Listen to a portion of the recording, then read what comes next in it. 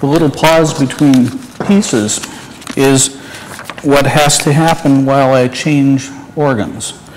This organ has 4 separate, complete organs in it.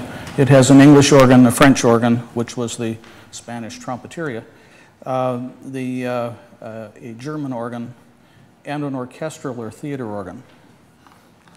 And it takes about 10 seconds to change between those specifications as things load and stuff happens that I don't know much about. I've just changed to the German organ because we're now going to do a little bit more Bach. Martin Luther gave the world congregational hymns, and German organ builders a huge problem.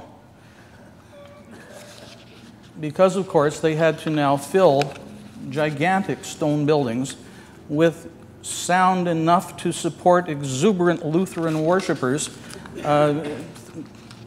singing forth. And they had no wind. And so how did they do it?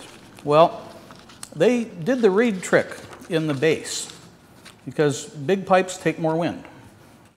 You need big pipes for bass notes, so they used reed pipes in the bass.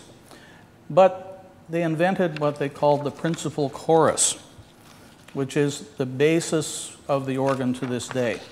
And what they did was have very, very little unison tone, which is piano pitch. Very little of that. But lots and lots of high-pitched sound, high-pitched ranks, because they didn't take very much wind and they produced quite a lot of volume.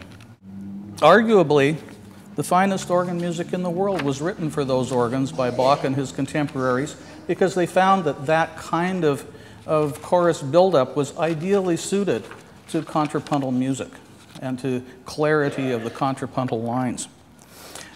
This piece in the Is Gladness is a hymn chorale.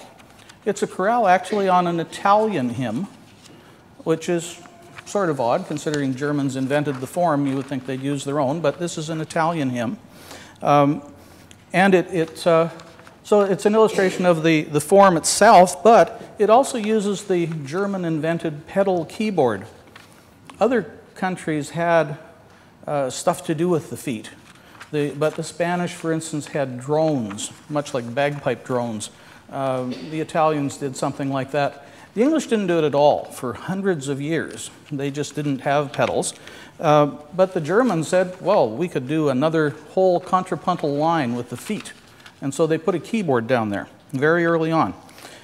This piece also is a good illustration of the principal chorus, and maybe even a little bit of the German toy counter.